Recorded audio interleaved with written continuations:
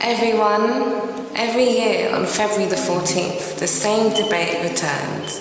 Valentine's Day is pagan, it's Roman, it's unchristian, it's just commercial. But what is the truth? Tonight, we do not repeat memes, we investigate history, and we ask a deeper question. Who benefits when we misunderstand our past? The most common claim is this. Valentine's Day comes from Lupercalia, an ancient Roman fertility festival held February 13th to 15th. Here is what Lupercalia actually was.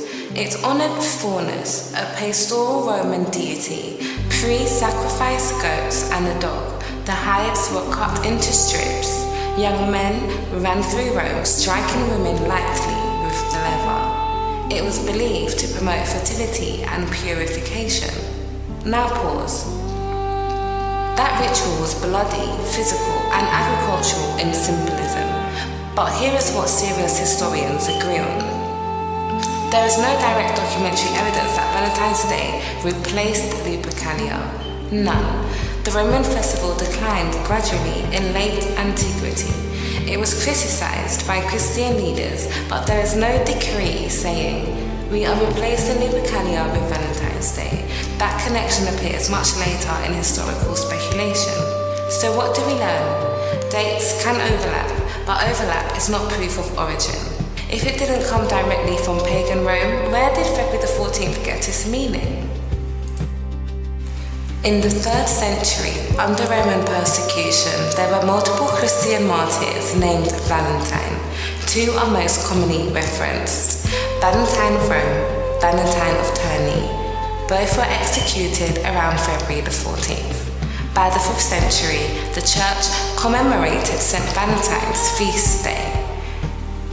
Pope Gelasius I condemned Lupercalia as morally corrupt, but he did not explicitly say Valentine's feast was replacing it. That assumption came later. Now ask yourself, at this stage, is February the 14th about romance? No, it is about martyrdom, sacrifice, faithfulness, under persecution, nothing about chocolates, nothing about red roses. So how did love enter the story? That shift happens 1,000 years later. The real turning point did not happen in Rome, it happened in medieval England. In 1382, Geoffrey Chaucer wrote a poem called Parliamental Fields. In it, he described birds choosing their mates on St. Valentine's Day. That poetic line changed everything. It linked February the 14th, courtly love, romantic pairing. From there, European nobles began exchanging love notes. Valentines became written messages. By the 18th to 19th century, printed cards spread. In the 20th century, capitalism industrialized it. So what do we actually have? Not pagan ritual, Christian romance, but Roman agricultural rite, Christian martyr feast, medieval poetic love tradition, Victorian card exchange, modern commercial holiday. Culture evolves, meaning migrates, symbols survive longer than their origins. Valentine's Day did not originate in Africa. It entered the continent primarily through European colonial expansion, missionary Christianity, and later Western commercial influence.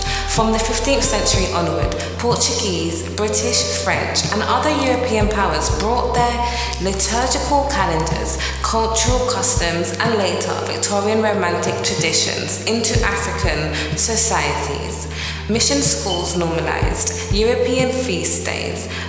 By the 19th and 20th centuries, printed Valentine cards, industrialized in Britain and America, circulated globally through trade networks. In the late 20th century, mass media, advertising, and multinational retail brands amplified it further. So the spread of Valentine's Day into Black communities was not organic, it was transmitted through colonial institutions, churches shaped by European theology, global capitalism, and modern media.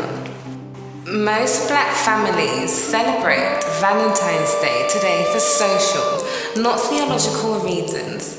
It has been reframed as a general day of affection between spouses, partners, children, and friends, rather than a religious ritual.